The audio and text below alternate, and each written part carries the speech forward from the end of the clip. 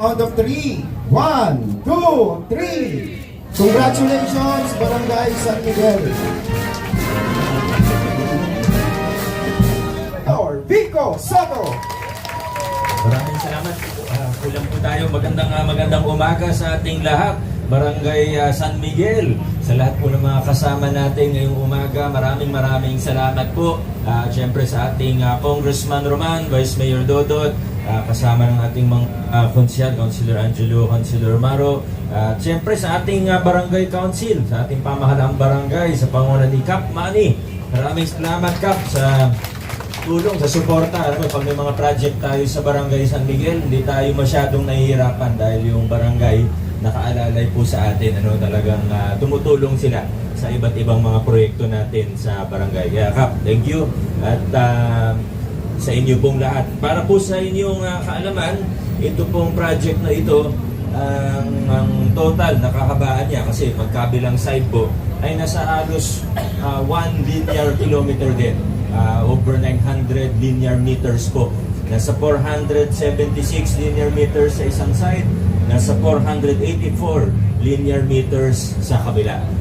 Tapos ang kagandahan pa nito para makatulong sa paghupa ng tubig pag malakas ang ulan ay may cross pipe na po siya. Ibig sabihin dati dalawang magkahiwalay na system yan. Ngayon po ay pinagtugtong natin, nakakonekta na po siya. So pag mataas sa isang side, bababa po siya doon sa kabila, babalanse po siya. Kaya magandang naisip po ito ng ating engineering at ako'y nagtitiwala na magiging malaking tulong po ito sa atin. Sabi ni Cap Manny, nung araw pa nagiging parang catchment ito ng tubig, talagang napupuno po rito. Kaya ito pong project natin makakatulong po sa problema na yun. At syempre, hindi lang po drainage ang pinagawa natin, kundi pati yung improvement ng ating nilalakaran. Lalo na para sa ating mga senior citizen, para hindi na po tayo makikipagpatintero at para hindi na rin po yung akyat baba dun sa mga dating design na matataas yung nabanggit ni Kong. Dati, di ba, yung mga pinapagawang sidewalk, mataas. Parang hindi lang isang parang 2 feet pa nga yung minsan, di ba? Ang nangyayari, siyempre may mga driveway din, may part, bababa siya, tapos tataas ulit. Ayaw gamitin, lalo na ng mga, at naintindihan naman natin kung bakit. Kasi para sa atin na medyo may mga problema sa tuhod, talagang siguro hindi pa kayo yun, kasi parang ako yata yung mas may problema sa tuhod kasi sa inyo. Pero nasubukan ko na yan, di ba? Maglalakad na. Doon na lang ako sa baba kasi masakit sa tuhod, di ba? Kaya bagong design natin ay ganito po. Hindi naman upgrade, hindi naman pantay ng kalsada, pero medyo mababa lang para kayang-kaya. Pag kailangan biglang bumabaho, okay lang, dire-diretso lang yung lakad natin. Sa mga lugar na talagang dapat hindi parking, baka sampahan kasi, naglalagay na lang tayo ng bollard. Yan po, nakikita po yung ibang mga bollard ay nandyan. Yan po yung solusyon, hindi po yung taasan yung sidewalk, nalagyan natin ng bollard. Kaya mapapansin po natin na yung mga proyekto natin ngayon, mula drainage hanggang sidewalk, hanggang building, hanggang health center, ay talagang pinag-iisipan.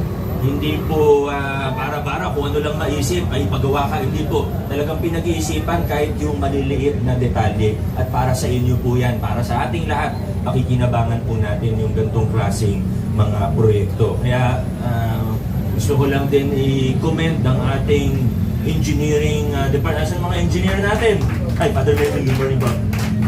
Maraming salamat sa inyo. Napakalaki ng improvement. Pero tandaan natin, Engineer Artam, bagamat binuburi ko kayo, ay marami pa rin tayong kailangan improve.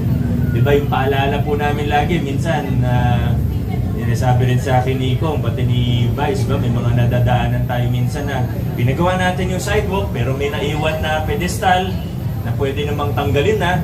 Yung mga ganung bagay na maliliit, diba, yun yung kailangan nating mas tutukan pa para yung magandang project natin ay mas lalong gumanda pa. Diba? Yan naman ang lagi kong paalala sa inyo. Sinasabi ko lang ngayon para alam nila na sinasabi ko sa inyo.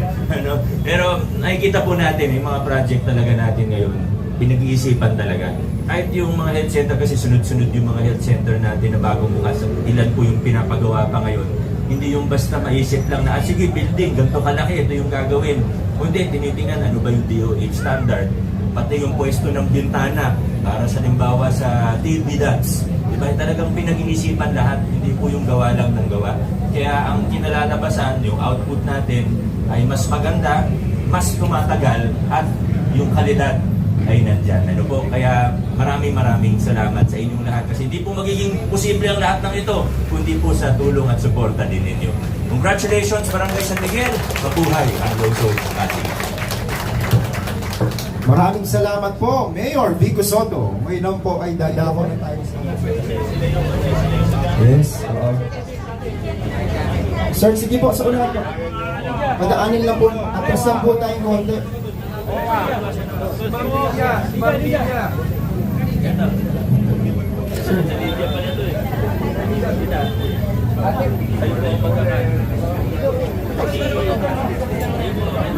Alright.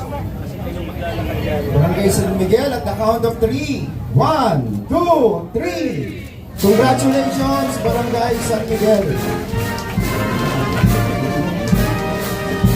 At nandito po si Father Melvin para po sa ating blessing. Okay. Pray for us sinners, now at the hour of our death. Amen. Hail Mary, full of grace, the Lord is with you. Blessed are you among women, and blessed is the fruit of thy womb, Jesus.